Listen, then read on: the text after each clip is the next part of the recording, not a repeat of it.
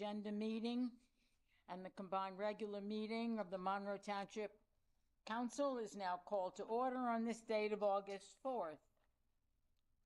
Would you all please rise? Thank you. Our Police Academy graduates. They're marching in and then we'll salute.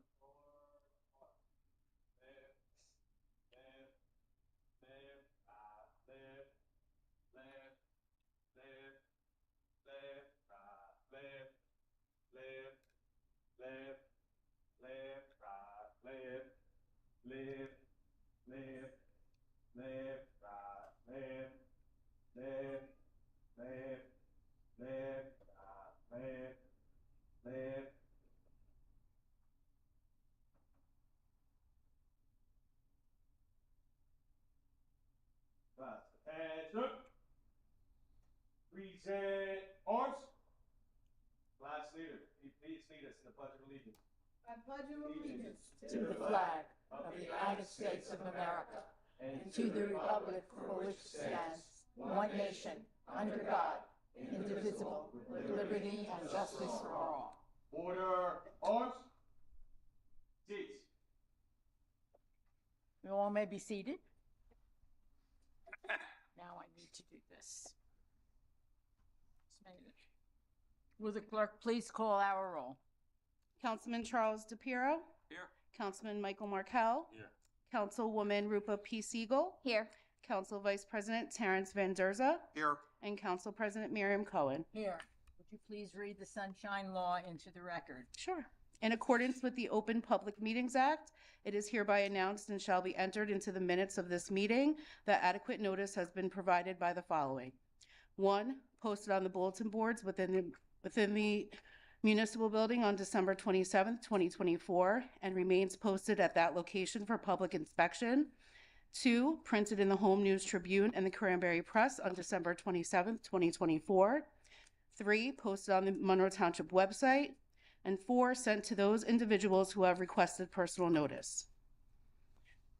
In accordance with Chapter 3, Section 17 of the Monroe Township Code, public comment shall be limited to 5 minutes unless further time is granted by the council president. Thank you. Item 5 on our agenda is National Fentanyl Prevention and Awareness Day. There is a proclamation to that effect. The date is August 21st, 2025. We next are honored to have a presentation recognizing the Monroe Township Police Youth Academy graduates. Officer McCann, please.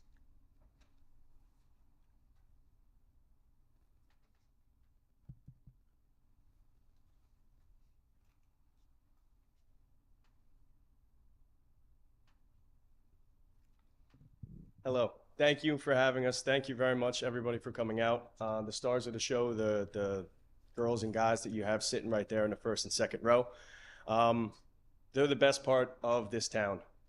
This is our favorite week of the year for a police department, is that I look forward to this week, and us as a police department look forward to this week every year. We have 15 kids here right now, but we had 47 that graduated the Monroe Township Youth Police Academy. I understand that people have busy schedules and lives outside of the Youth Police Academy, so it is okay, but I'm very happy to see the turnout that we have right now. The 15 kids that you see in front of you and the other ones who are not here necessarily tonight, they are the stars. They are the future of this town, and not only this town, but this world. I'm very proud of them. I'm proud to know them. They make us better. There are about 1,500 kids of their age within this town that could participate in this youth academy. We had about 53 apply and then 47 graduate. I am beyond proud to get to know them, and they are going to be the leaders of this world. They deserve to be recognized, and thank you, Chief Banos, and the whole police department and the town itself for letting us have this. As long as I'm here, I promise you it'll get bigger and better each year. So let's give them a round of applause.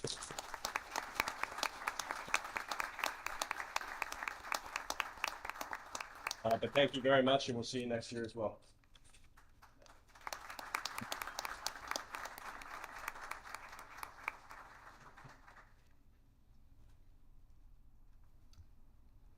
Extra 5-minute agenda.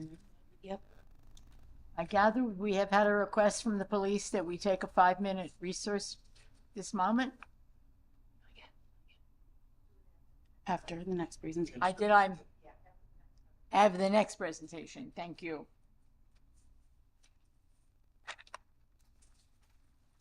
And we are going to Mr. Mayor. We have the honor of having our mayor present regarding the camp directors and recognizing Monroe Township Summer Recreation Camp Directors. Sir, please. Good evening, everyone. Thank you, Madam Council President.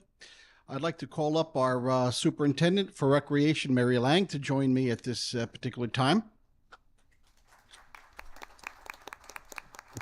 Mayor, since I got you up here, Mayor, I'm gonna add, it was for the price of two here, price of one. I just want to say that July 2025 was Park and Recreation Month, and one of my handy dandy proclamations here for you. You can put it up at home on your refrigerator, or obviously share it with everyone at our community center. We're all so proud of what you do there, and just a little bit of a token there. You don't go anywhere. So it's one of the big things, right, that our rec department does is summer camp. And if you have participated in summer camp, or if your children have participated in summer camp, you know that when school ends, you're like, uh-oh, what are we going to do? Don't worry. The Monroe Rec Department knows what to do. Our rec program and their summer camp has just been amazing year after year. So besides the summer camp, we have our Mount Seeper program, and I get to visit the camp every year, and I'm just, much like the detective was proud of all of the cadets here, I'm just proud of everyone involved with our camp program. And we want to call up and recognize some of our all-stars. First, I'm going to call up from the rec camp, Charm and Sam, so if you want to come on up.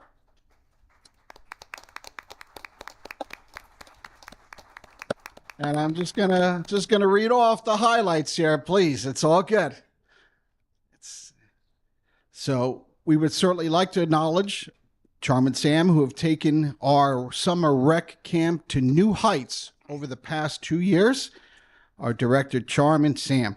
Charm came to us with experience working with various camps and schools, and by the first interview, the Parks and Rec staff immediately knew Charm was meant to be for the director position. That's impressive. As a camp director, Charm's excitement, desire for inclusivity, and creativity have really created an exciting environment for our summer rec campers and staff. Sam, assistant director, has risen through the ranks of the summer camp, starting as a camper and worked as a counselor in training, counselor, supervisor, and ultimately our assistant director. Now, that's impressive too. The staying power and the ability to move up, baby, it's all good. It's all good. Sam's knowledge as both a camper and staff member is integral to his ability to organize work with staff and campers and create new and fun activities for campers both on site and away at trips.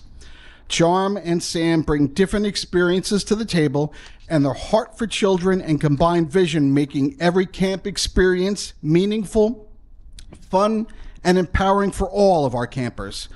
Overseeing a program of about 800 campers over 4 sites is no small feat.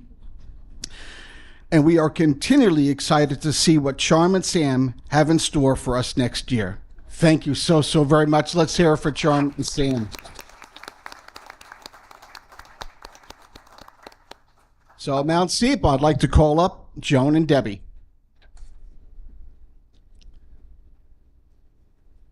Didn't I tell you the other day I'd see you soon? I don't know if you heard that. Okay. So we would like to acknowledge 2 people have made a powerful and lasting impact on the lives of so many children and families for a combined 60 plus years. our incredible Mount SEPA camp directors, Joan and Debbie. Joan and Debbie lead with heart, patience, and deep understanding what true inclusion means.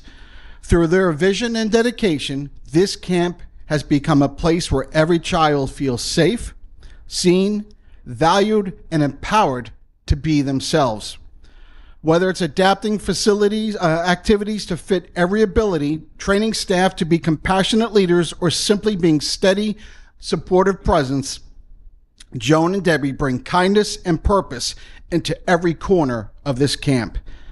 As a liaison for the Recreation Advisory Board representing Mount SEPA, Joan works tirelessly, not just during the summer, but throughout the year at monthly board meetings to make the programming as great as it is, constantly advocating for the needs of the campers and staff behind the scenes in the off-season as well as during the summer. We are so very grateful and honored to acknowledge Joan and Debbie, and we thank them for their years of service. Let's give them a. And I stand before you, yes, as the mayor, but I stand before you as a parent who attended Mount SEPA. Both of my boys went there. Both of them were counselors. And just to see over the years, my many years here in Monroe Township, being the mayor now, to go back and see the value added programming, what they do for our children of Monroe Township. Again, thank you all so very, very much.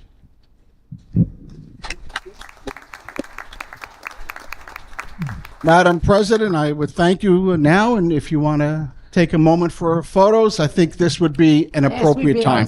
Thank you. 5 minutes. All right. Folks, we'll take 5-minute recess so we can all get pictures, and then we will reconvene.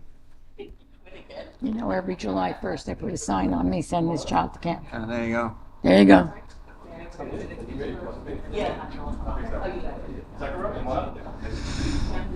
I loved summer camp. We're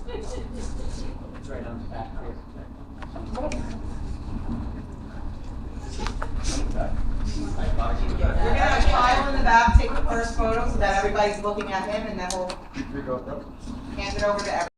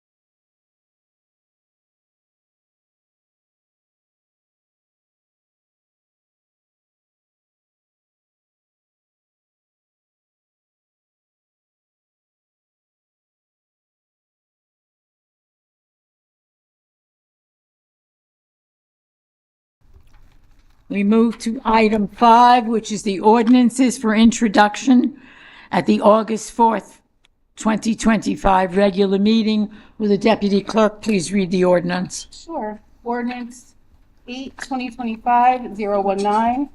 It's a bond ordinance providing for the acquisition of North Disbro Hill Road for use as open space in and by the Township of Monroe in the County of Middlesex, New Jersey, appropriating $2,635,000, therefore, and authorizing the issuance of $2,509,500 bonds or notes of the township to finance part of the cost thereof. The next ordinance, please.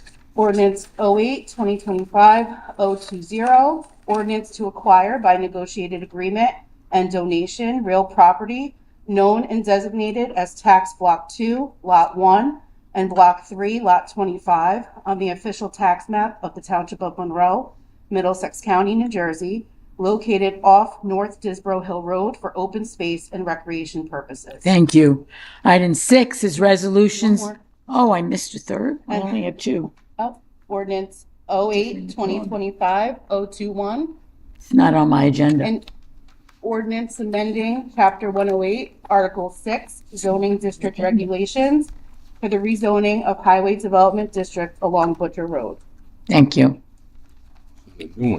Item 6 is resolutions for consideration under the consent agenda at the August 4th meeting, RA 2025-150 through RA 2025-170. Council, having reviewed these, are there any that you'd like to bring to the attention? Yes, please. Thank you, Council President. You're welcome. R8 2025-158. R8 2025-163. And the last one's R8 2025-164. Thank you. Anyone else? We move to the public comment section of the agenda meeting. Please remember, it is limited to agenda items only, 5 minutes per speaker. May I have a motion to open public comments? Motion. Thank you. A second on that. Second. All in favor? Aye. Any opposed? Anyone wishing to address the council, please come forward now, stating your name and address for our records. George Kunkelman, Monroe. In the consent agenda, item 168,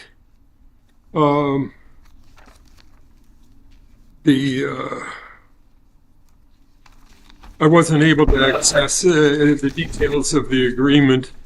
I just got the outline of the ordinance. So I'd like to know what's in the agreement.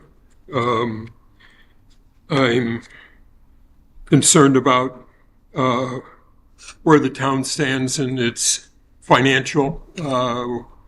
We've talked about this thing for a couple of years here, and originally it was thought that we were going to be able to hold BFI responsible for the roughly $5 million the township has spent in rectifying the condition that they left for us. What does the agreement do with that? Are we getting any compensation? And who inherits the ongoing liability for the site? So the answer to the question is what the agreement does is this, is as you know, there's a lawsuit. BFI has sued the township has counterclaimed for their costs, BFI has sued for their costs. This first settles the lawsuit. The second thing it does is it will ultimately end up in the transfer of the ownership and all of the responsibility for the landfill to a company who is going to build a community solar project on the landfill. And it takes BFI out of it completely. So right now, the landfill is owned by the township and it's operated by BFI in accordance with a probably 30 or 40-year-old agreement that included the township, BFI, and the federal government. So we'll be getting BFI out of the equation completely. We will then have the community solar project there, and we'll enter into a redevelopment agreement for that purpose. We don't have the complete financial details of the redevelopment agreement yet, But the way the township would always recapture its costs with regards to any sewer infrastructure is based upon how it is we structure the industrial sewer charge. So that's probably the methodology we'll use to collect that money. So the costs are going to be passed on to users? The industrial users, and We don't have any. they're one.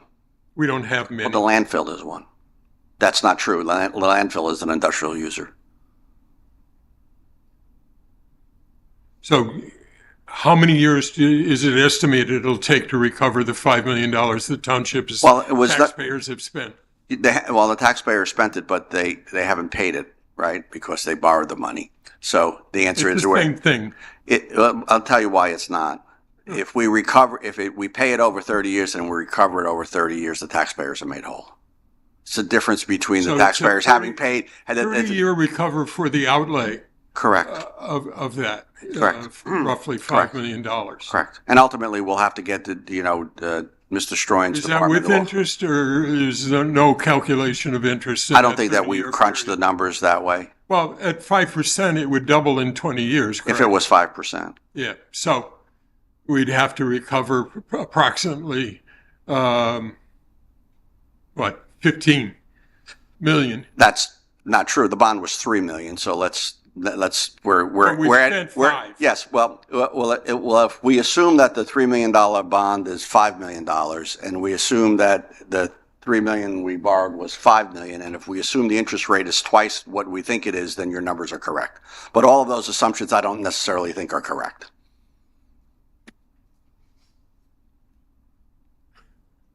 What assumptions are that? Your assumption that the amount of the bond and the amount of the interest rate, I don't think are correct. Okay. So what I'm saying is that I don't have those numbers, so we haven't gotten into that detail yet because we're a while away from before we'll get to a point where we'll have to strike any kind of rate.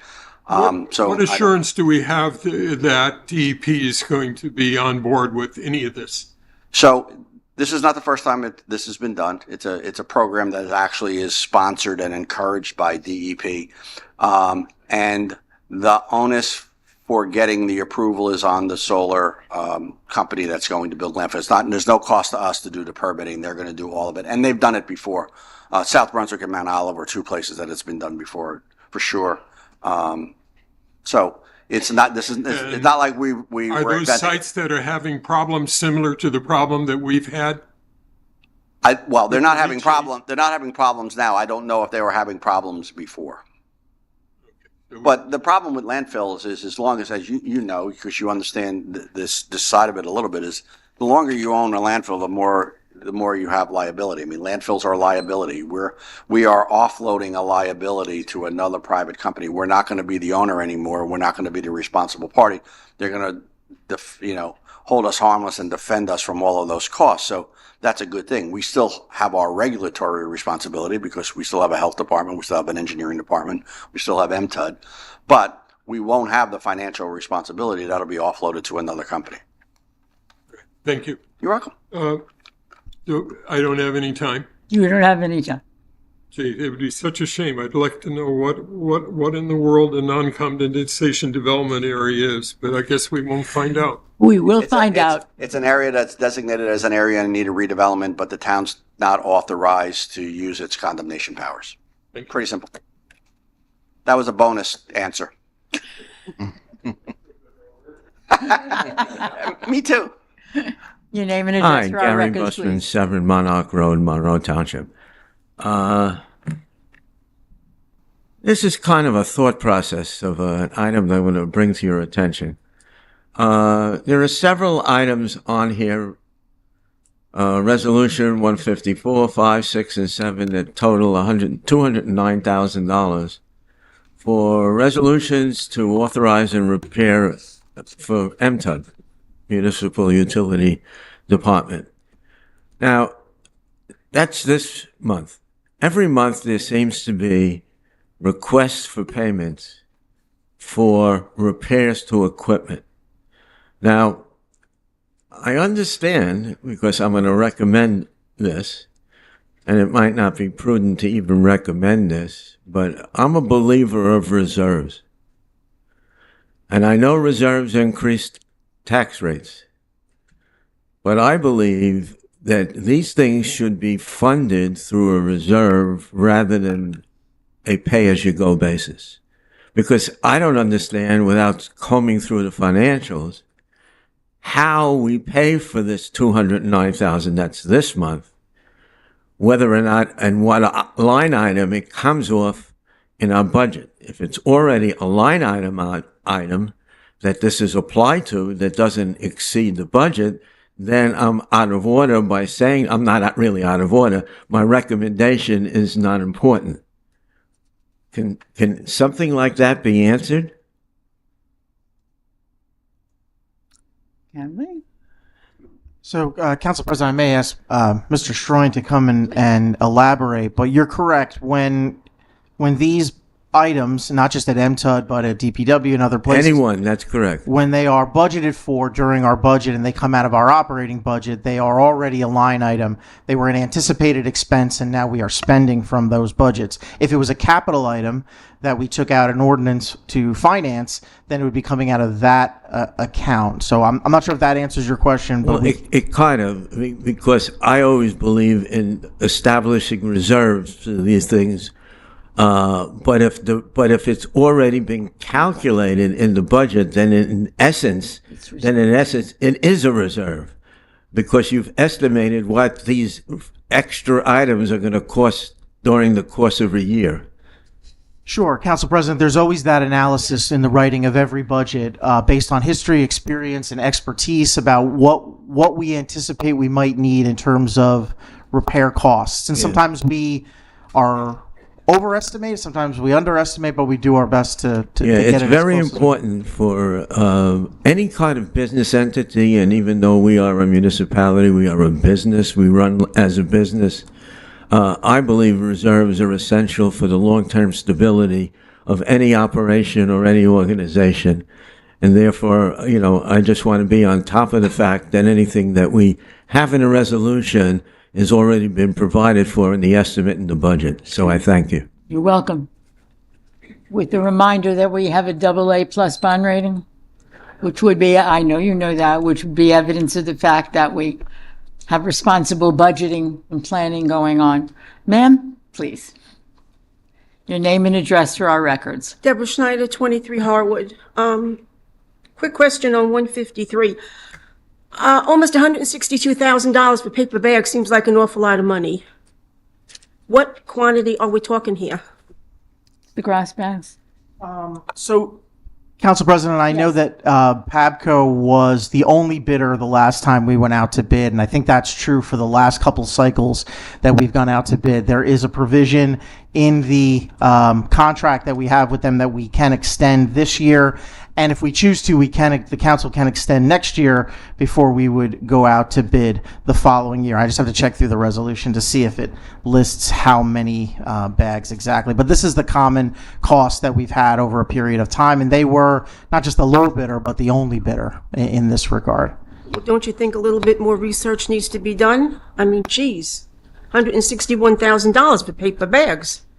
Correct. And Council President, part of our Clean Communities grant, which was this year's $132,000, which was higher than many other towns got. Part of that, much of that, is we need can go to and has gone to pay for this expense. So it's a large town. It's 43 square miles with 50,000 residents. So this is the lowest possible price we could get. There's nothing lower out there. Well, I'd still like to know how many bags that is for, and have you ever considered charging maybe 10, 15 cents a bag to the consumer on the other end?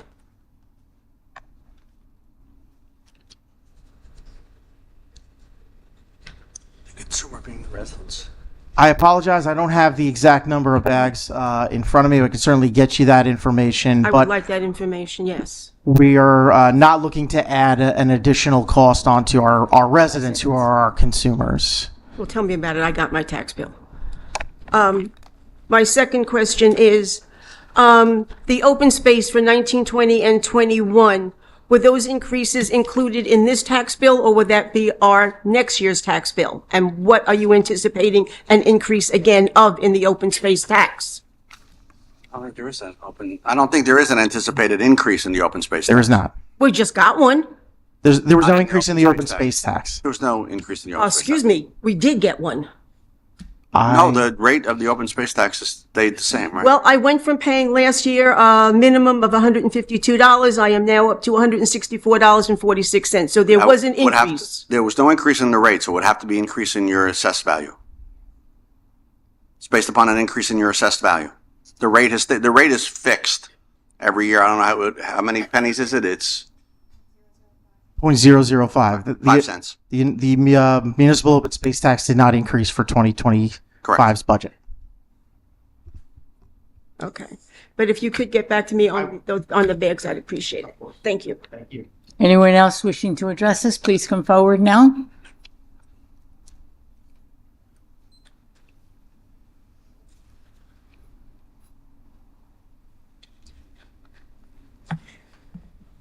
Good evening, Michelle Arminio, 9 Nathaniel Street. On resolution, sorry, I just got in, but in case this resolution was already discussed, I still have a couple questions. 168, the BFI resolution. Sure. Okay, so my first question is, will there be continued monitoring of the release of methane gas? Yes. Okay, so That's done in accordance with the environmental permits. But who will be responsible for that? The owner of the landfill will be responsible for The new owner of the landfill. Okay, and the percentage of the Superfund that has been remediated, I thought it was a relatively small percentage, as I recollect. But do we have that number? Does No, the owner? the answer is that it's all been remediated and there's a closure plan in place, so there's not new remediation that's happening. I thought when we were having the trouble a couple years ago with this, that one of the because I was at the site with others. Sure. I thought it was only 25% remediated. I think you're referring to the cap. I think that the cap that is in place is the cap that DEP required. You're not. When you say remediate, I think what you're talking about is that there was numbers kicked around that it's only 25% of it is hard capped. But whatever the cap is what was done as a result of the Superfund designation and the So remediation. everything is still in the soil. There's never been any soil taken out or anything like that. So leachate can still occur. Is that correct? Right, and that's why there's leachate pumping. That's why we built a new pump station to make sure that the leachate is there, and this company will be responsible for all of that system. Okay, and everything that we've done to date, since, a couple years ago when they saw the leach and everything, that has been the cost to Monroe Township. Is that correct? Correct, and that's How much is that? Well, the answer is I don't know what the exact number is. I don't know if Kevin does, but it's a cost to maintain the public health. So yes, the answer is of we've course. incurred those costs. I'm not objecting. I'm just asking. And those are costs that, as I indicated, you probably weren't here when I answered the question a couple of minutes ago. Those costs to be captured in an industrial charge that will apply. Industrial charge to who? Industrial users, this being one of them. Overall. Oh, first of all, can we answer the question if Mr. McGowan knows how much we've spent? Yeah, it's between the pump station and the force main, both hard and soft costs together, it's about 4.1 million. Okay. And wasn't there a promise that BFI would be paying that cost? We would be getting reimbursed? No, I think there was a promise that we would be seeking it, but what we got, which is in all due respect better, is that we got somebody else to take the entire liability for the landfill. So over the course of time, the township actually saves a substantial amount of money. How much? Has it been calculated? Well, I don't think that I want to publicly calculate what I think the potential liability risk is for owning a landfill, but I think anybody who owns a landfill who can get rid of it and not have the responsibility for it understands that it's avoiding there's one way to get money is to get it. The other way is to avoid having to spend it. But we never owned that landfill. We absolutely always owned the landfill. We did own the landfill? Okay. Yes. The landfill is owned by, has always been, it was started by and owned by the township, and BFI was deemed, actually Republic, and then BFI, their successor, was the responsible party. So we are the owner of that landfill, which means we're always on the hook, which means if BFI went out of business, we would be completely responsible. We are now going to sell and be held harmless for all of the liability with regards to the landfill. It's a substantial savings now and into the future on behalf of the So the township is selling this property? Yes, we're actually pretty much giving it away because, you know, you really can't sell a landfill. So that's what I'm saying. We're not recouping any of these No, funds not in this yet. transaction. So we're on the hook for 4.1 million until such time in the future, you say? No, as because we the think we- 4.1 million dollars was spent under a bond ordinance, and we're paying X a year, and I don't know what the No, bond I payments are. understand that. It's So still, we're over the paying. course of the period of time that we have to pay off the bond, we'll be recapturing the money to cover the bond costs You said, but from whom, sir? from industrial users of the system, not residential users. Industrial users of that particular system or in of general? the system in general. And the system on, specific to Monroe or county or Oh, state? no, this is Monroe. We set our rate here. So we have an industrial system established, a fund? Well, one of the things, we have an industrial system established. No, we have a utilities established, but we can set rates for different classes of users, which is what we'll be doing. So users who are not responsible for this are going to be paying it off, I essentially? think that there's only one that is responsible, and it's them. I think they're the only industrial user. Oh.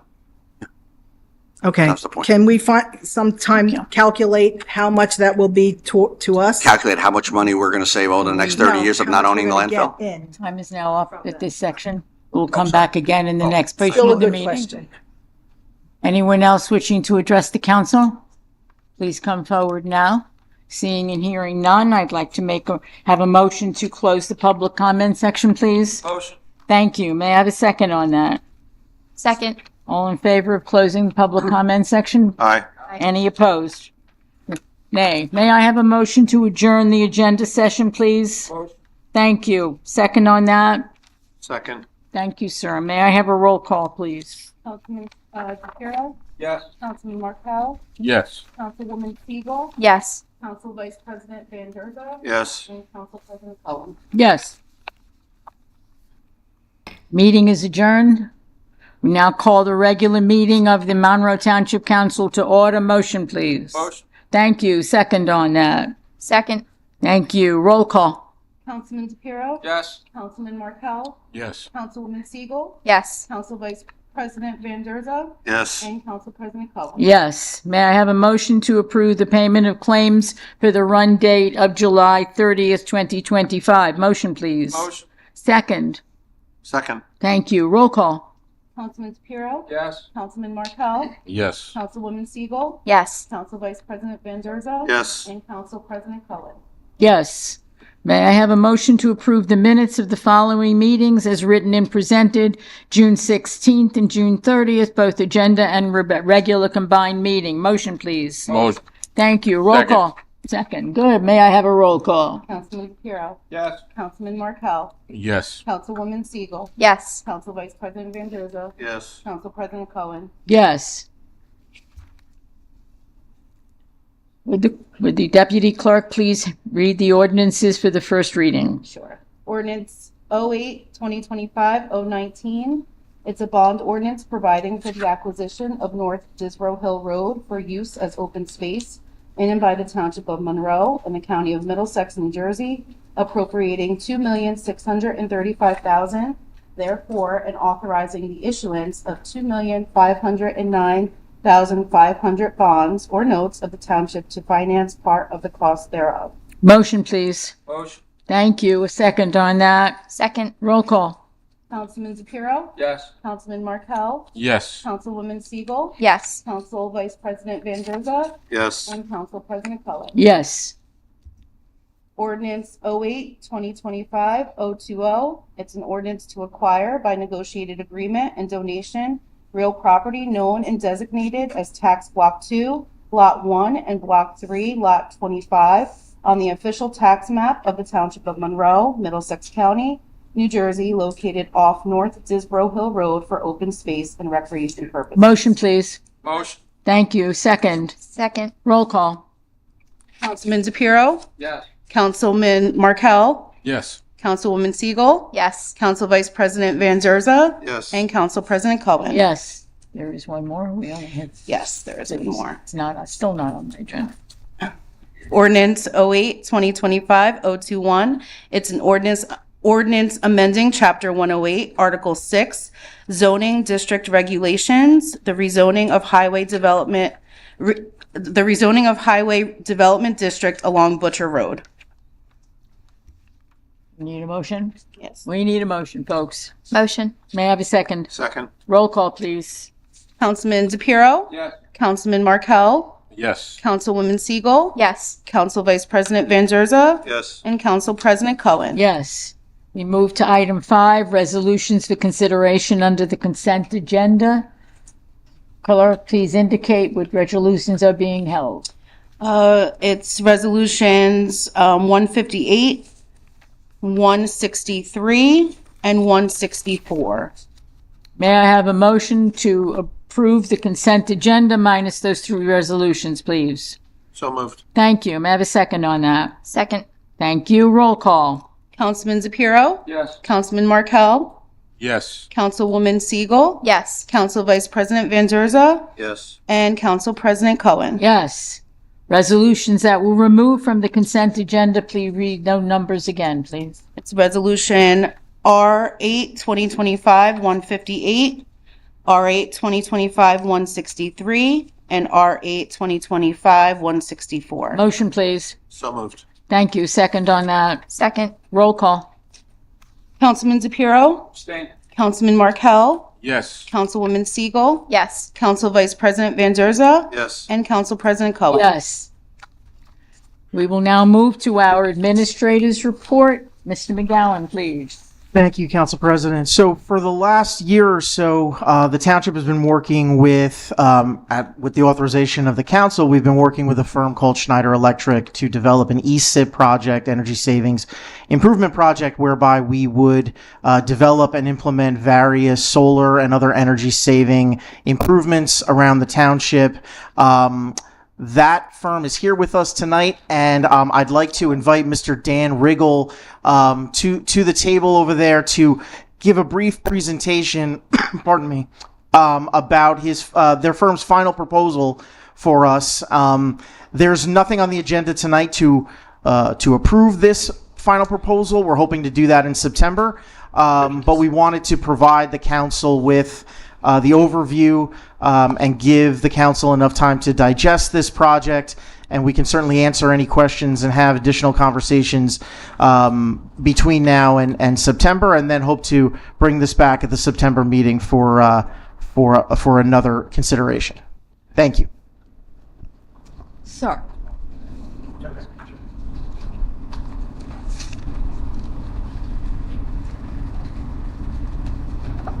If you'll just bear with us, Council President, we're just going to set up the PowerPoint presentation.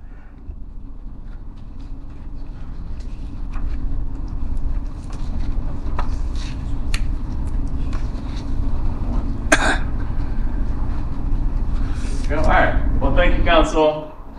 Appreciate the time. Oh, Mike. He's going to introduce himself, right? Okay. Hello, everyone. My name is Dan Riggle with Schneider Electric. Appreciate the time here. So as Kevin mentioned, going to give you all an update of the Energy Savings Improvement Program that we've been working on for quite some time now with the township. So as Kevin mentioned, we're going to be highlighting some of the solar projects and some of the other projects that we've come up with across the town.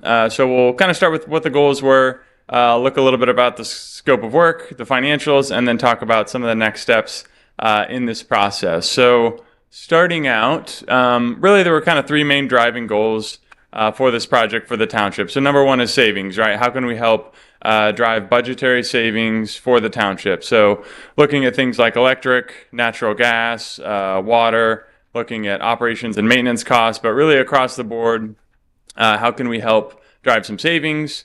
And then number 2, how can we then reinvest some of those savings into capital needs, into projects that the township needs to get done?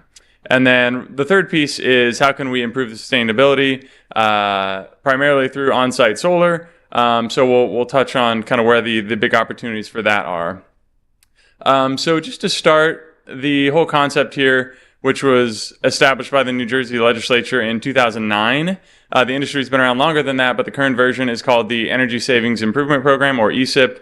It really was just a program that the state set up to allow public entities to borrow money to fund energy savings projects that achieve capital needs. So a lot of schools and towns will use this type of program to do HVAC projects and roofing projects and solar projects. So really the concept is coming up with a budget neutral solution where there's some savings in the budget that is then used to fund debt service payments to get needed improvements for the public entity. So one thing I'll note about this process is it is what's referred to as design build.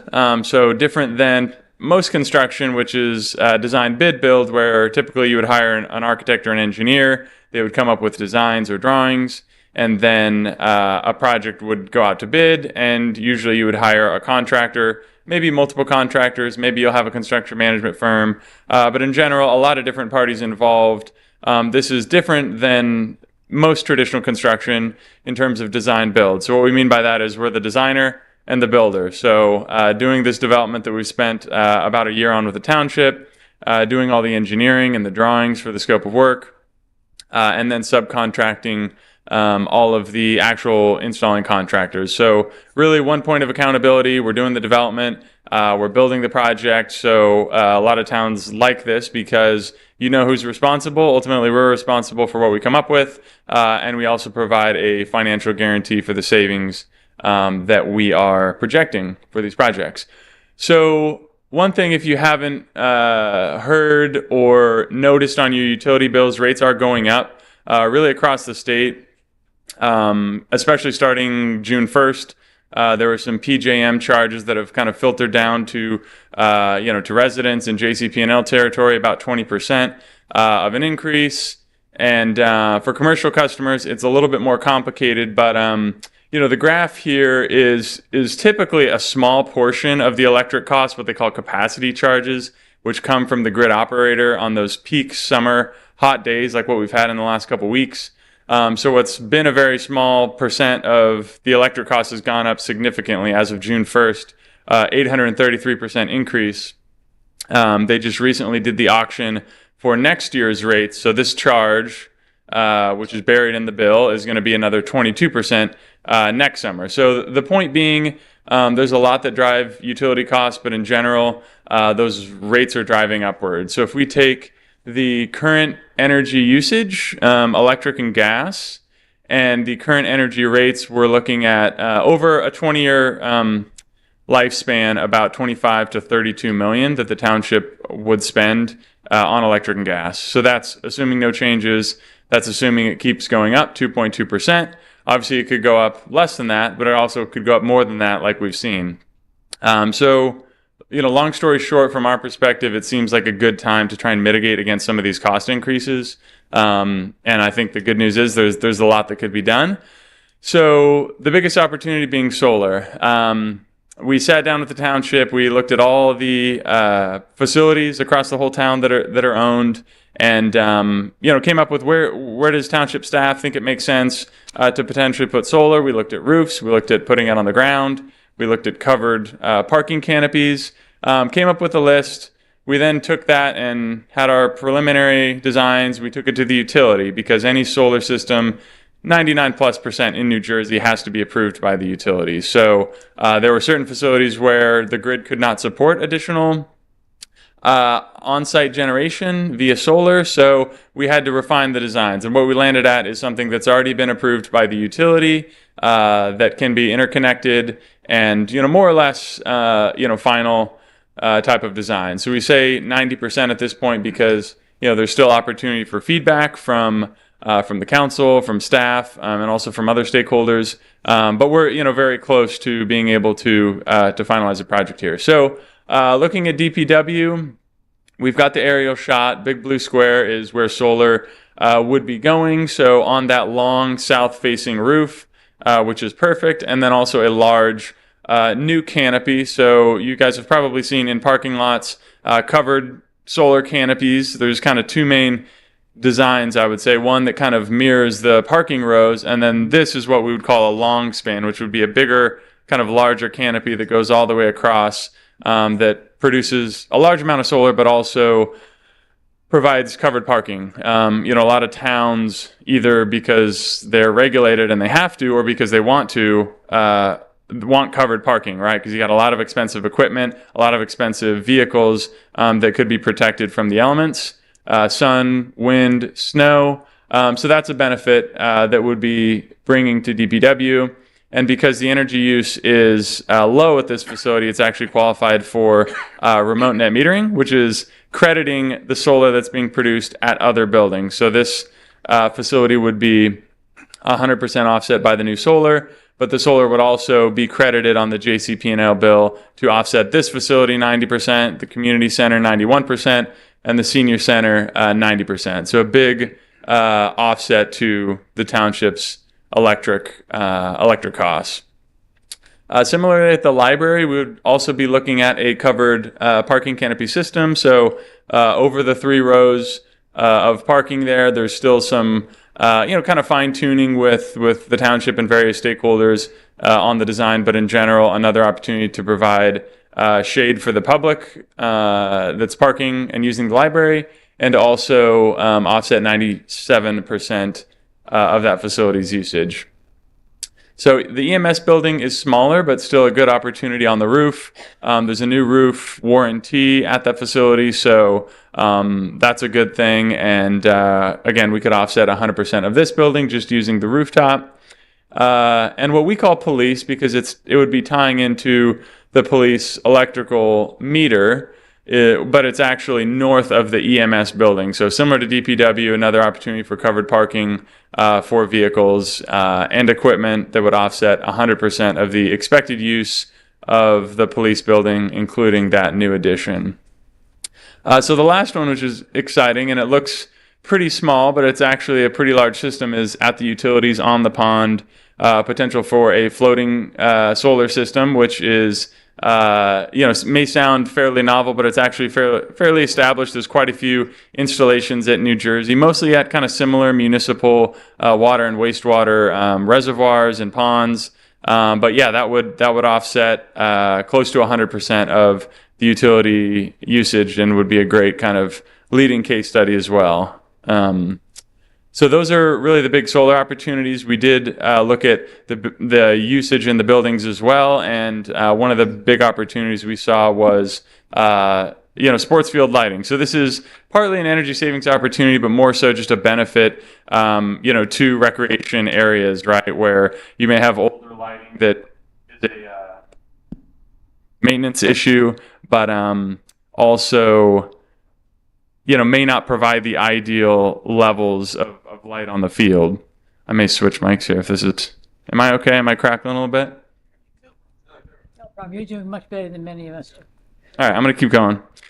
So this would really be more of a community benefit project, right? So improving the light levels on the field, not having kind of the humming of the ballasts of the older light systems, going to about 50-foot candles, which is a pretty solid light level on the infield, 30-foot candles in the outfield. So this would be really a benefit to the community and having, more adequate lighting at the softball complex. We did notice a couple other lighting opportunities. A lot of it has been done. The township has been pretty proactive in taking advantage of different opportunities that are out there for funding and doing HVAC and LED lighting, but there still is a handful of buildings where we would really make sure all the lighting is completely updated to LEDs, so that the township doesn't have to worry about the maintenance associated with those older systems. And then, one last piece here, envelope and insulation, something you usually wouldn't see, but just outside air coming into the buildings, or in the summer when it's hot and humid, trying to tighten up some of those gaps, right? So a lot of times what we see is along the exterior wall where the roof meets the wall, just a gap where you have air coming in. No one sees it because a lot of times it's above a drop ceiling, but it's affecting comfort. It's affecting the HVAC systems. And in this case, we could save about $11,000 a year just from tightening up a handful of the facilities. So yeah, moving on to numbers. Looking first at kind of the utility impact. If we look at gas and electric, about a 55% emissions reduction. which is significant, mostly through the solar, but adding up all that other stuff makes a pretty good dent as well. I think if we look at that from a cost basis, potential for about $21.6 million over 20 years. And again, you could see a little bit more in the summer when that solar is producing at its highest with the green bars on the right, and then a little bit less in the winter, but overall a pretty significant impact. And again, we're using the rates that the BPU establishes for escalation, so 2.2% for the next 20 years. Obviously, rates can go up more than that, so I think it's a solid hedge against what is potentially to come. So yeah, we're looking at about $21.6 million in savings, incentives, and revenue over 20 years for about a $15 million project. You can see the lion's share of that is the solar and getting those systems installed, but that's also the lion's share of the revenue for this project, which is significant as well. So there would be about $3.5 million that would come from the federal government, and then another about $2.5 to $3 million, a total of about $5.8 million in outside funding. So funding that would not be coming from Monroe Township, and then additional savings off the budget, like we talked about. So with solar being the main piece, we've got a little breakdown here of site by site, what the cost would be, what that federal solar incentive would be, the ITC, and then what the annual savings off the utility bills and the annual SREC revenue, which is a New Jersey incentive that gets paid out every single year for 15 years. So all in all, adds up to be about $5.8 million in the incentives, and then when you add the savings on top of that, about $19 million just for the solar. So I know this is a lot. I will try and stop talking here. I'd love to get any questions if you guys have any. But yeah, really the summary is a big savings opportunity for the township, a little over $500,000 a year in potential savings, total incentives of about $9.4 million. If we add everything up there, and then again some meaningful improvements with the sports field lighting and some other smaller stuff throughout the buildings, and certainly a big hedge against utility costs, basically being able to lock in what those utility rates are going to be for the township for the next 20 years. And at that point, the system is paid off, and any additional production beyond that is just basically for free for the township, which is a big win. So that's the scoop. As Kevin mentioned, this is really informational. This is a big potential project, so we wanted to make sure that everyone had time to digest it, ask questions now, or go back to Kevin. There are some items being contemplated for the next couple of months, but at this point, it's really to get everything out there and give you guys a chance to digest it. So thank you for the time. I'll take some questions if you have any. Do we have any questions, any of you now? Please, sir. Yes, thank you. When you talk about a lot of these carports, and it looks like majority of these properties have carport units, there's nothing on the ground? There's always something underground. I mean, you had the floating pond. Oh, you're saying there's no other systems on the ground? Right. No, I think just from like a space utilization standpoint, yeah, there wasn't a whole lot of real estate. So the construction of all these carports, is that included in your numbers? Oh yeah, these are all in numbers, construction costs, engineering costs, everything included. Right. Yeah. So you say we got a savings of $500,000. Does that also include the cost of what the interest is going to cost us to do the system, a $13 million system? I mean, did you calculate what the interest is for the $13 million? Yeah. That's all incorporated? So the savings covers the cost of not just the construction, but also the interest, also the maintenance for 20 years. So basically, and that's what we're required to do on any of these projects across the state, because we've got to send it to a third-party reviewer working for the township as well as the BPU. But the requirement is there's enough savings to cover not just construction, but also cost of issuance. So yeah, we work with the township and their financial advisor to come up with, okay, what's a reasonable interest rate, and make sure we've got enough savings to cover all of that. What other communities have your company done around here? Around here, we're in construction right now in Piscataway Township, other municipalities, Jersey City, Secaucus, local school districts, which are similar, but they're schools, North Brunswick, West Windsor, Plainsboro, Those are probably some of the closer ones, yeah. Is there any guarantee? Oh, I'm sorry. Is there any guarantee on the savings? Yeah, so we offer a guarantee on pretty much any of our projects. So here we would be measuring, verifying the solar every year. We guarantee 90% of the production coming off the panels, and that's what our company offers for the whole system. And then there's also a guarantee from the panel manufacturers, which usually goes out 30 years, which is more of like a warranty, but it's a production warranty, so kind of a de facto savings guarantee. And what's the life expectancy of these units? So the production warranty is 30 years for the ones that we're looking at. It has a slight degradation. So at year 30, they're guaranteeing 87% of the year one solar production, and we factor that in. 0.5% per year. It's going to go down. Various inverters are a 10-year warranty typically. So those are the big components. The panels and the inverters. And there's no service charge to the town at all during this time, right?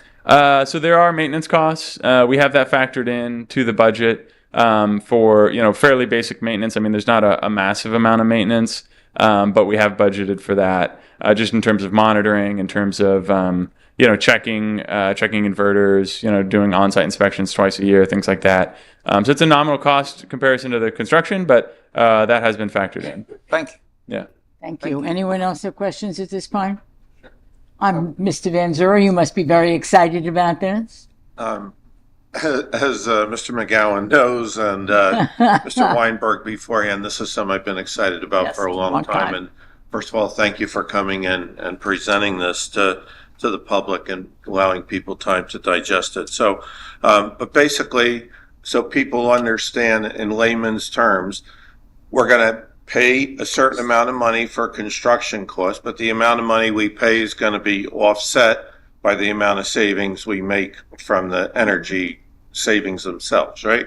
Correct. Yeah, okay. That's exactly there right. comes a point in time after we've paid off our construction costs where the amount that we're saving increases exponentially, right? Correct, yeah. And that's about after how many years would that? Yeah, 20 years is what we're looking at. And that's typically what we look at because these systems, again, the panels have a 30-year warranty, so 20 to 30 years is a healthy kind of lifespan. So, and that allows, towns to get more done, right? Like we talked about the sports field lighting. And I remember when we first talked about this, we were talking about adding it here, adding it there, adding all. Now you did have a certain amount of limitations on places that you could add the electricity because JCP&L, for example, limits the amount that they will accept from our system. Is that right? Correct. Yeah. Okay. That was a big driving factor to kind of narrow in the scope. Yeah. All right. So in case people are sitting out there going, well, why don't you put it on this roof and that roof? Well, we're doing the best that we can with the amount that they're willing to accept. Correct. Yeah. Okay.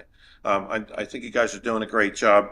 One of the other things with the canopies and stuff, I hadn't really thought about this, and I'm sure it's probably incorporated into the design, but with all the terrible weather events that we've been having over the last few years, is there some level of protection, certain protected against a certain amount of wind or things of that nature? Yeah, I would need to double check the specifics. I think it was like 120 mile an hour rated in this zone because it's based on the climate zone and everything else. So we've got a design around that. But I believe it was somewhere in there as far as like wind goes. And then based on, the geotechnical conditions, if we're building the carport right, one of the next steps that we're looking at over this next month would be to come out and basically, do a ground sample to see, are we looking at bedrock or are we looking at sand or clay?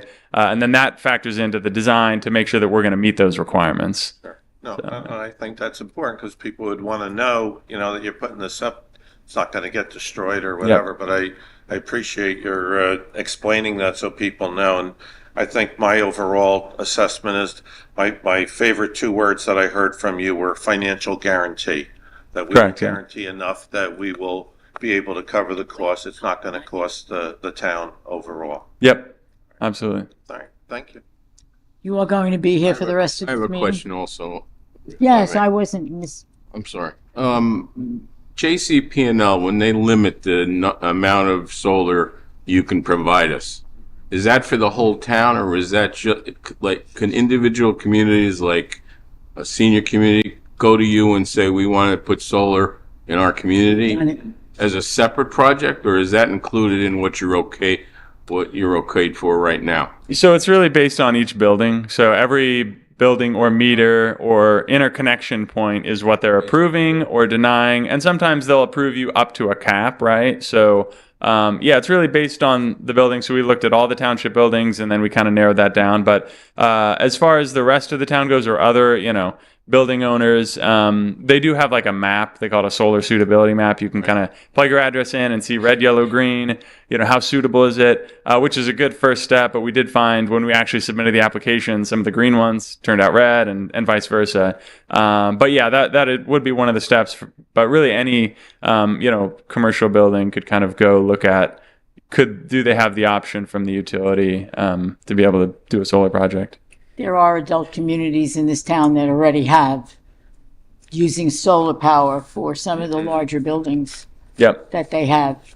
Yeah, and the senior center here was one that did not allow from JCP&L, but we've done senior living communities in other towns that were municipally owned. But yeah, we stuck exclusively to the municipal buildings in our analysis. Thank you. I have one question. Oh, sure. Yep. Councilwoman. Thank you for the presentation. It was very informative. How long does it take to complete a project like this? Typically 12 to 24 months. I think in this case, we'd probably be looking at, 14 to 18, somewhere in that range. I think as we get closer, we would tighten that up a little bit, but I think a year and a half is a pretty safe average for the construction period. Thank you. Yeah. Like Mr. McGowan? You're good? You're not leaving us? You'll be I'll be here. Yep, I'll be here. here. Fine, we can continue. Thank you Absolutely. very much. Thank you. Appreciate the time. We appreciate the report. Mr. Razumowitz? Thank you, Council President. Quick update on a few of the Quick update on a few of the projects. The police station building, a lot of work going on over there. At this point, flooring is installed, the siding work is getting completed, site work has resumed, and possibility of paving near the end of the month. James Monroe Park, the concession stand and park improvements. We have concrete footings that are poured. The utilities will be going in. They'll be pouring a concrete floor out there. We also have the roof trusses are already on the site. So again, that's moving along well at this point. Our 2025 road paving project, we're repaving approximately 12 roads. About 6 of the roads have been completed as of today. And again, that's continuing well. Weather is on our side with that. So that continues. Inwood Estates, that was a project from we started last year at the end of the year. There was utility work that was being done there the last couple months. That's been completed and they resumed paving out there. So that paving in that neighborhood should be complete by the end of this week, if not early next week. Wow. And let's see, for information, Middlesex County, their project for Prospect Plains and Applegarth Road intersection, they actually awarded that project last month at the county commissioners meeting. So I will be expecting at some point to get an email regarding a pre-construction meeting, and I'll let the council know as that proceeds. And lastly, tonight on the council agenda, the resolution awarding the pickleball courts and parking lot improvements at the senior center. We expect that to start sometime in September, and the contractor is D. Avellino, who we have worked with before. They did our inclusive playground over on by the soccer complex, as well as our volleyball courts in Patriots Park and Veterans Park. So I'm looking forward to that project starting. And that's my report. Thank you very much.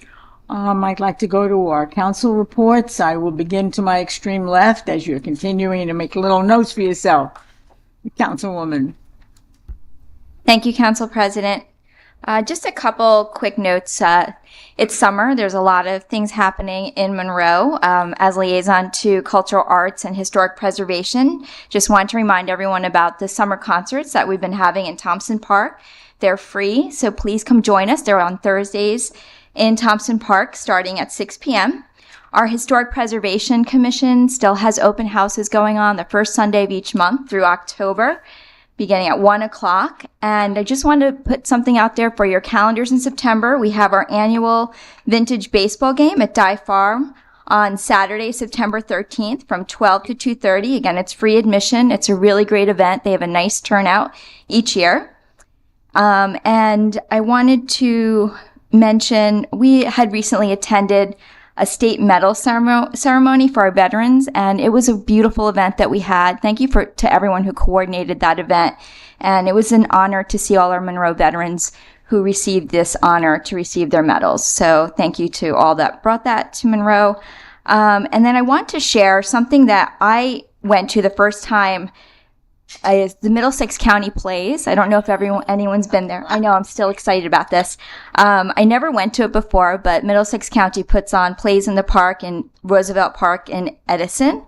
And it was a wonderful experience. They put on some great plays. I went to see Rent, which I've never seen before. And what's nice about it is a lot of the performers are from Middlesex County themselves. They practice throughout the year.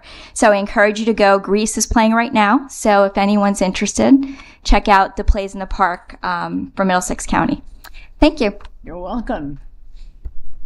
Councilman Markell. Okay, Rupa kind of hit everything that's going on, so we kind of leave that out of it. I just wanted to mention I was at the military program at the senior centers, which was absolutely fantastic to see the saw Mr. Buzzy there. Everybody was there. It was a great event, giving out medals to a lot of our veterans. And that brings to mind the only thing I really want to mention. You know, a town like this, we have a lot of great things like we saw today with the police and with the camp and everything else. But ultimately what drives the town is the people that live here. And we have some great people that live here. And one of the people I want to just mention is this gentleman by the name of Ed Horninger. He was a veteran, and he lived in Clearbrook. And he lived I think he was 90 or 91, just turned 90. I was at his birthday party, actually. He passed away about a week ago, and his funeral was this morning. But I just thought I'd like to mention Big Ed, as he'd like to be called. If you see a gentleman at all our events with his camera telling people where to stand and butting in, and he was a real pain in the neck, to tell you the truth, but we loved him. Great sense of humor, and I got to know him over the last 7 years that I'm here in Monroe. And I just want to say, give a shout out to Ed and his family, and say he was a real asset to our community, and we should remember people like that. Yes, we should. I'm going to miss him. I hope everybody does. Thank you. Thank you for speaking for all of us who often would say to him, please stop taking pictures. Can't you please stop? And he cared and he loved and he kept taking his pictures. Councilman DePura. Thank you. I just also wanted to talk about the Veterans Appreciation Medal at the Senior Center. It was an honor to be there and to watch them walk up with pride, and for our freedom, just to think. As I sat next to Mike at the event, and we just talked, and we said, imagine the stories and the events and what everybody went through for our freedom. And if we all just took a minute and you think about that. I mean, my dad was in the Korean War, my father-in-law as well. And, you know, I've always asked them so many questions and what happened. And sometimes they want to talk about it and sometimes they don't. But when you see a true veteran, and you say we took that time to be there, our mayor and council and our senior center, everybody that put that together for our veterans, it's just to say thank you, and we need to do that more often. Also, we went to the ribbon cutting at the Veterans Building, Valor Point, this past Thursday. It was very well organized. It was hot, but it was a well organized event, and proud to have that in our community. It's just incredible, amazing, and to see everybody come together. The people that live there in the community become friends, and they talk about their experiences and their future. And it makes you smile when you see the community, like our community, have something like that in Monroe Township.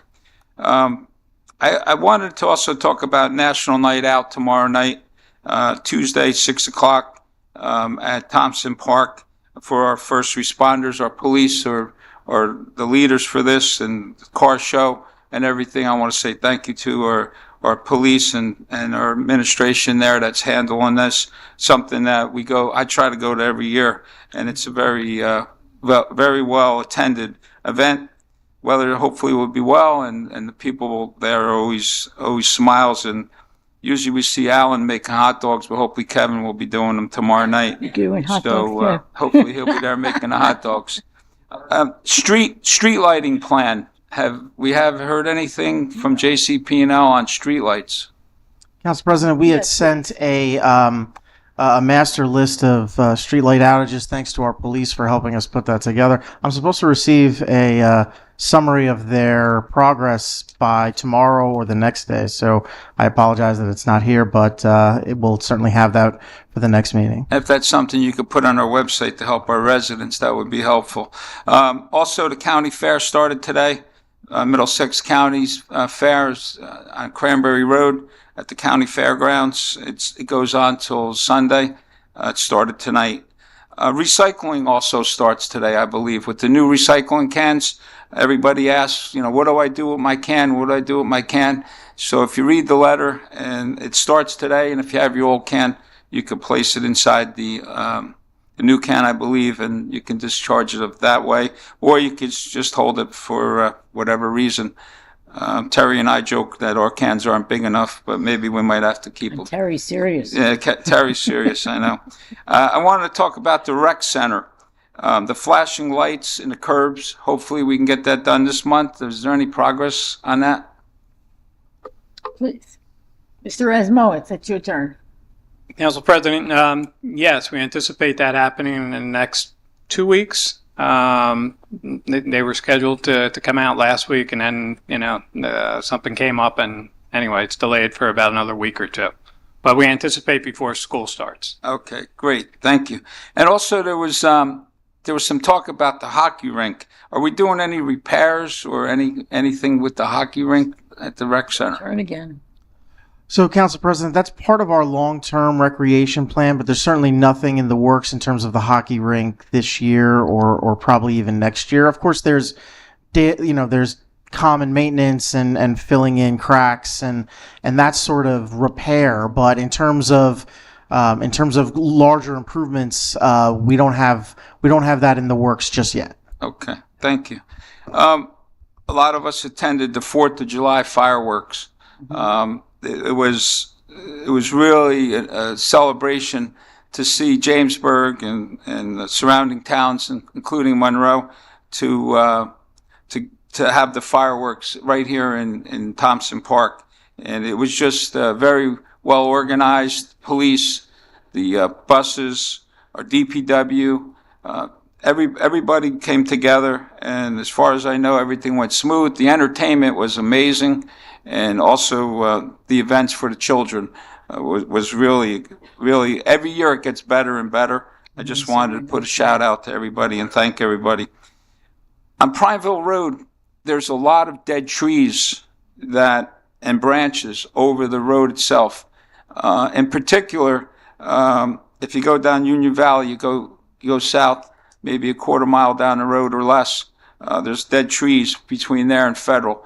So it's just a big concern with the storms that we have and the amount of trees that are dead over Prineville Road, and that road is pretty well heavily trafficked, along with dump trucks and regular cars, buses, and it's just a lot of dead trees that on Prineville Road. Maybe we could inform the county to cut them down and cut the branches for safety.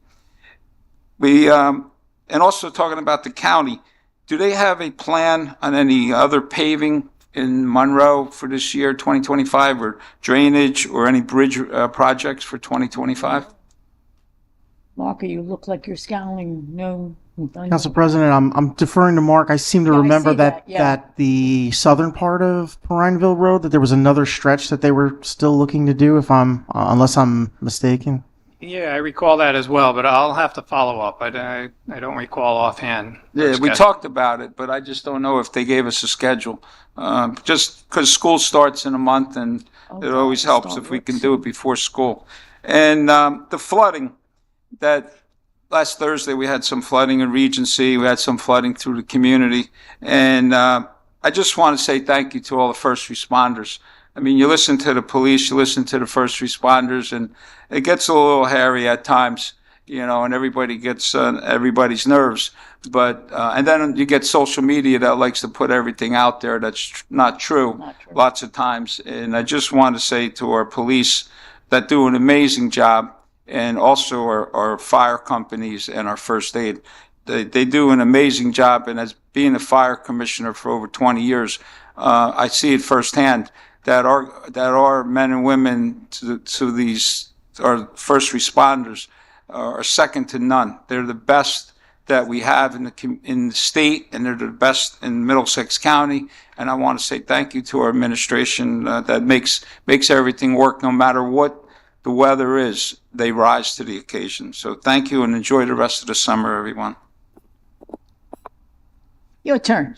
Thank you, Vice Madam President President. Benzora must be smiling still. When you go toward the end, a lot of things are already mentioned, so I'll try not to be too redundant. But I was also at the Valor Point ribbon cutting, which was our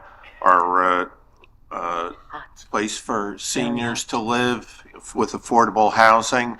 And one of the, one of the great things about that, you don't realize how much goes into it. And the people that put it together explained a lot about it, because it's the town being involved, but also the state providing financing, and then the different groups that went out to solicit the different veterans. So we continue to strive to have as many veterans in there as we can. And it was a very nice event, and it was well attended.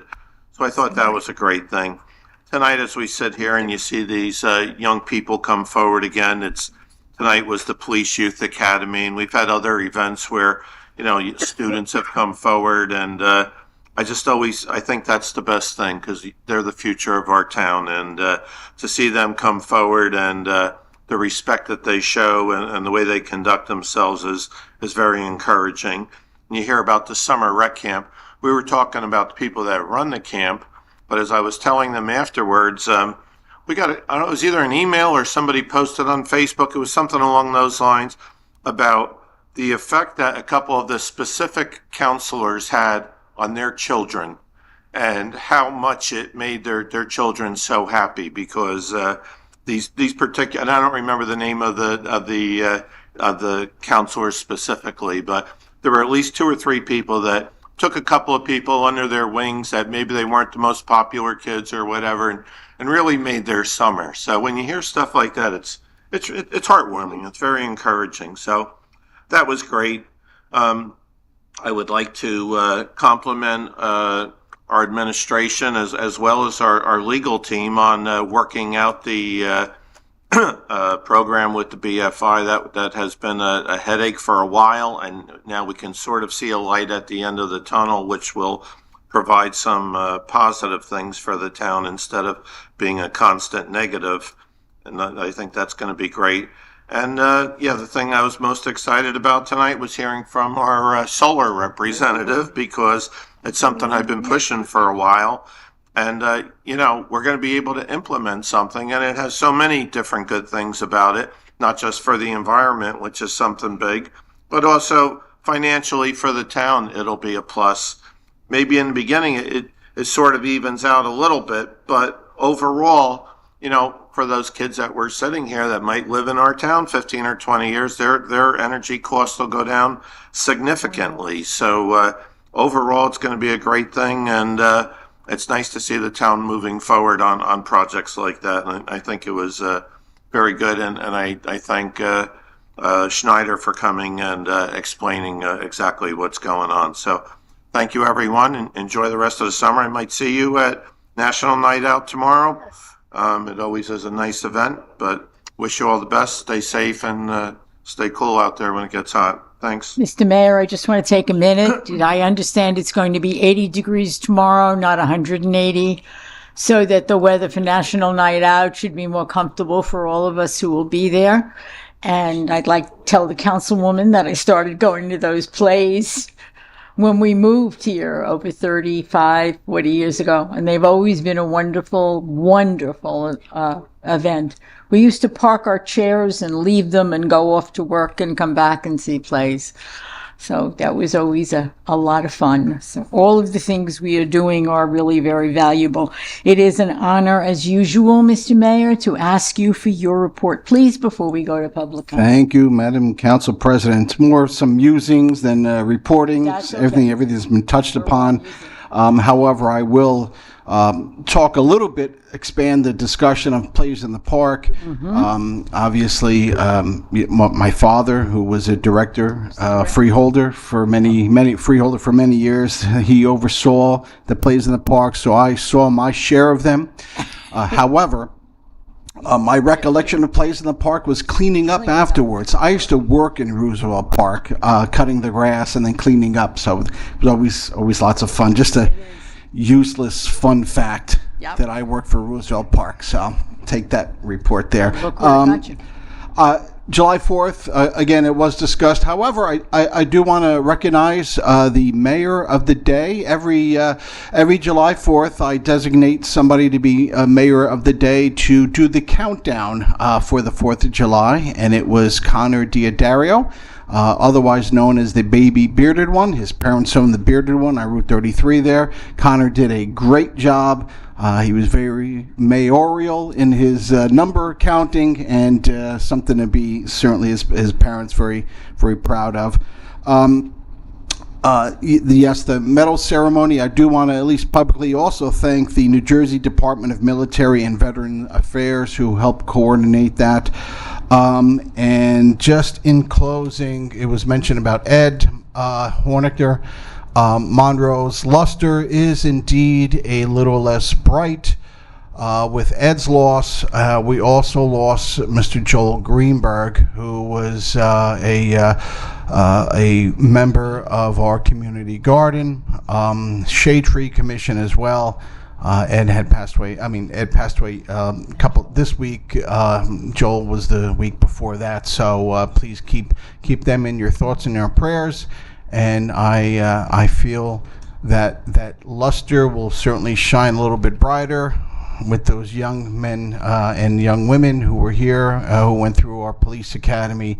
And it's just always, that's what Monroe's about, as Councilman Markell had mentioned. It's about the people. So let's keep it going. Thank you, Conley. Thank you. I'd like to move to the public comment section. I would need a motion to open public comments, please. Motion. Thank you. May I have a second on that? Second. Thank you. All in favor? Aye. Any opposed? The public is invited up. You're very quick. Remember, I am one in the address. public. Yes, I am. 5 minutes. Gary Busman, 7 Monarch Road. Next Monday night, the 11th, at 7 p.m. at the Senior Center, the Monroe Township Friends of the Garden will be having a meeting. I'm being one of the original founders of the library, calling out to anyone besides the members of the garden to come out and attend this meeting, because as the mayor just said, our mentor and the hardest worker in the world was Joel Greenberg. Joel Greenberg passed away, and we will probably need 5 people to replace the work and the effort that he put into the garden. So on behalf of the board of directors of the Friends of the Monroe Township Community Garden, I wish Joel's family peace and good memories and a good future for all of his children and grandchildren. And please, those of you that hear me speaking tonight, come out and help us support the garden Monday night, August 11th, 7 p.m., the Senior Center. Thank you. Thank you. Remember your name and address for our records, please, and it is a 5-minute time limit. Sir. Hello. Good evening, all. My name is Hari Krishna Mutiala. I am from the villages at County View, 695 Spotwood English Town in Buckleview. So we came, thank you so much, everyone. Good evening, everyone. We came last time, we came in the January for the regarding our community recycle issue. The recycle is flying on the air when the recycle come. We met a lot of our recycle department in the mayor and Kevin also. So finally, that's working out. They bring the new community for making our Monroe Township community clean and green and make Monroe Township again great. Thank you so much under the stipend in the mayor. Thank you so much all whoever made all this possible and make this clean and green our community for recycle. Thank you so much. All whoever put the efforts, we have to say for only for thanks to and gratitude to whoever did all this program for our community making a clean and green. So that's from my side. Thank you.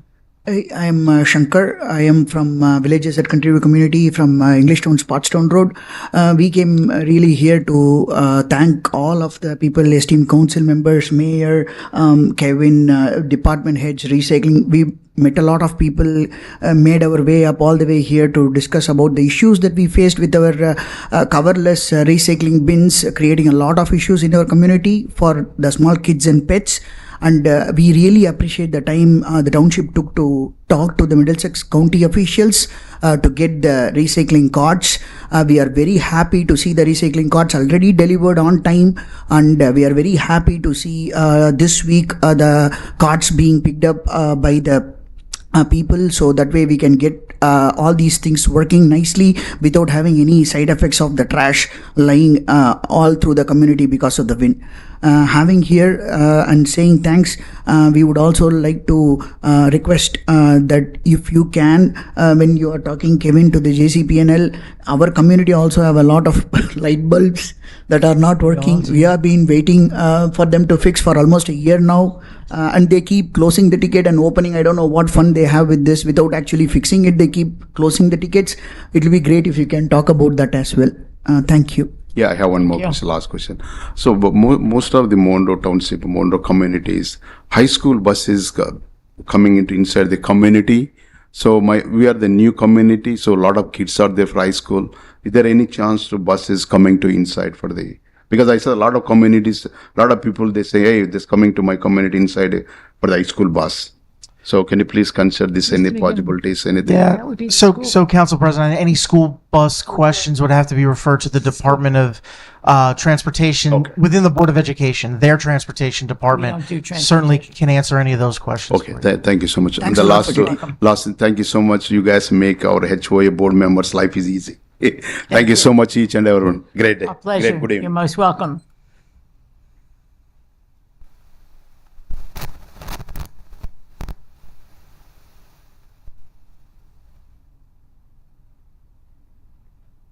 Mr. Gunkelman. Yes, thank you. Moving slowly. George Gunkelman, Monroe.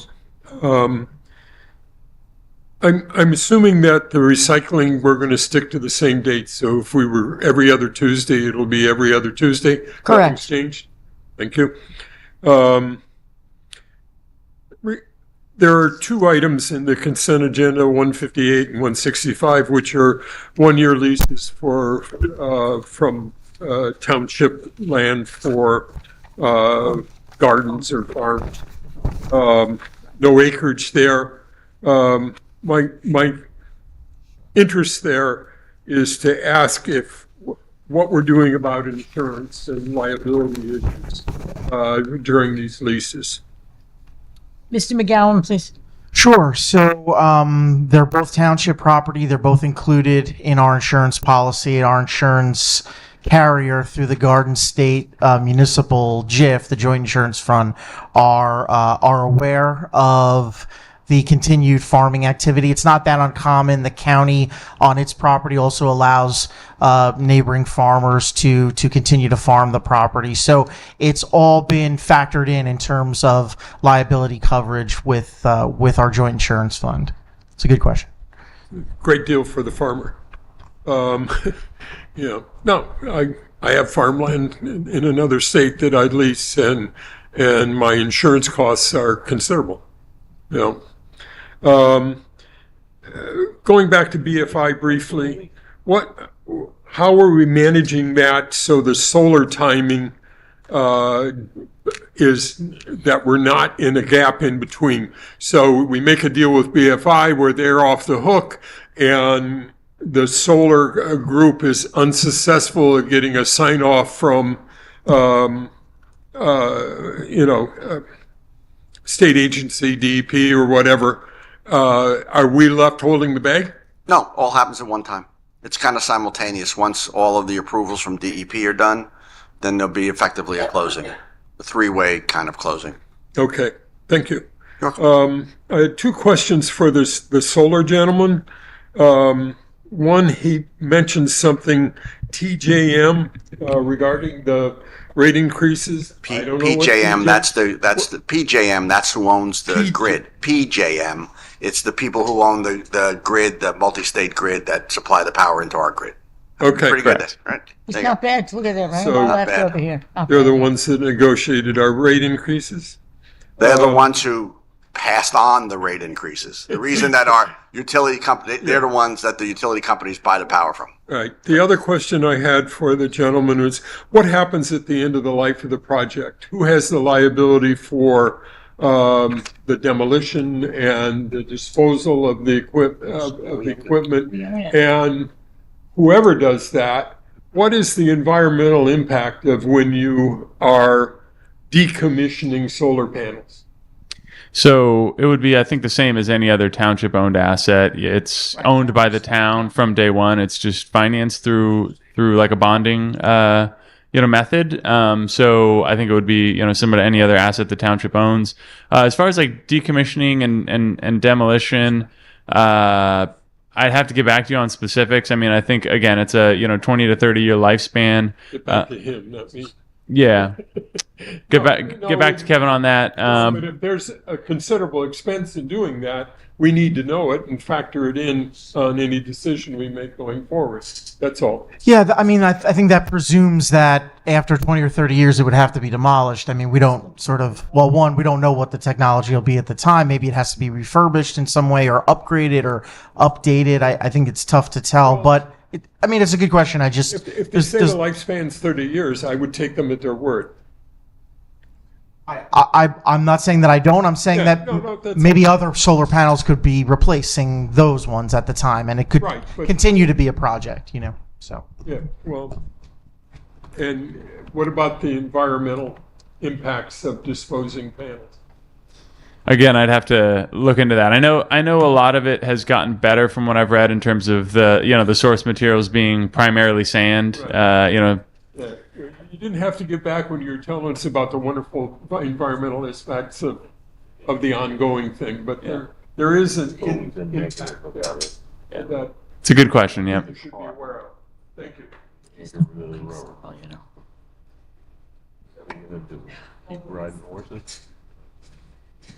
Michelle Arminio, 9 Nathaniel Street. I'm all for the leasing of the property to the farmers. Can you do we know what commitment they've made to what they're growing? If they're using pesticides on the land, will it be organic farming? Since we own the land.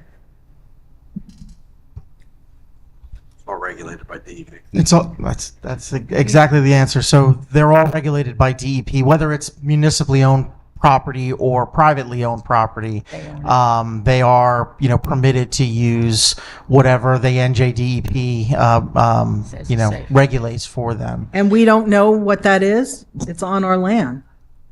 Again, I don't have a list of pesticides that I can read off to you, but certainly, that information is available. Will it be in the resolution?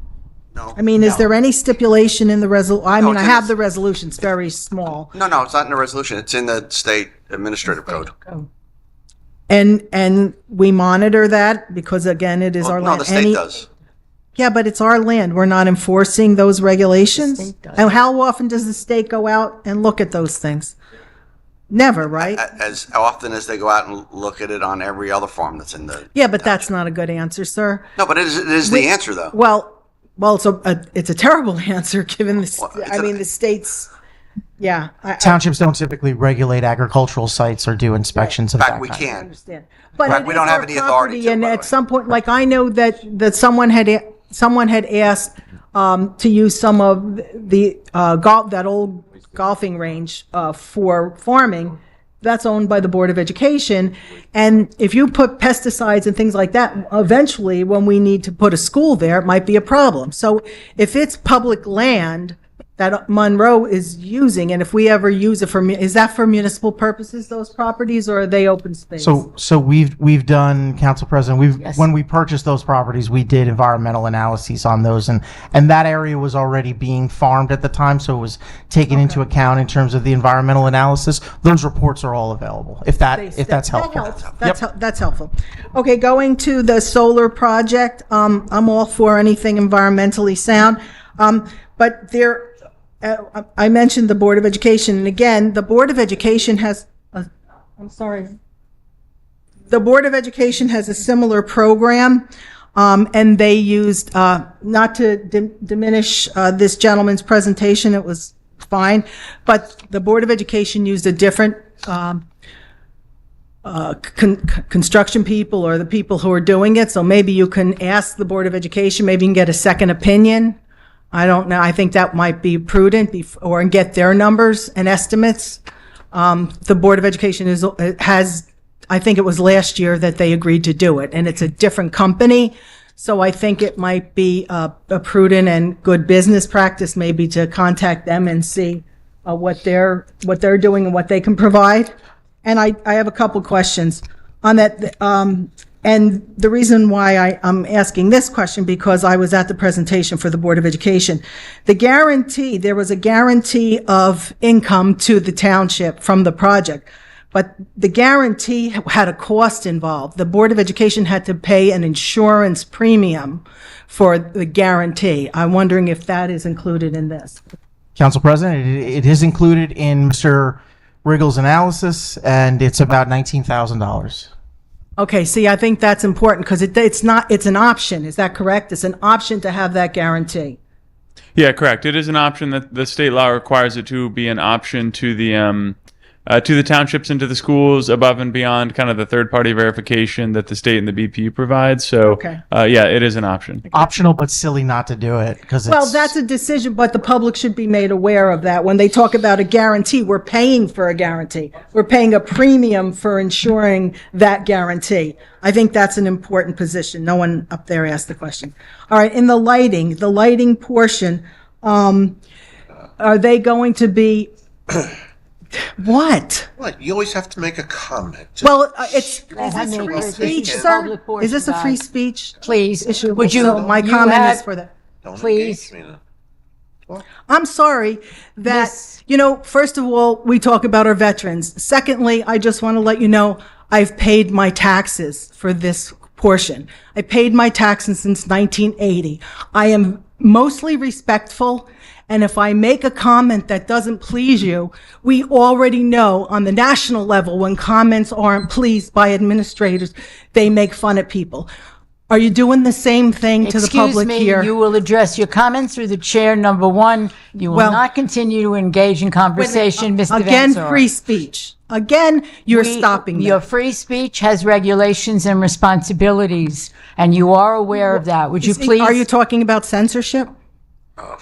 Okay, so I have the lighting portion. Is that going to help with? Time's up. I'm gonna let her finish this. If you don't want me to finish, I won't finish. Finish your question. Just be aware that you're being granted additional time. I am. Would you just please finish your question?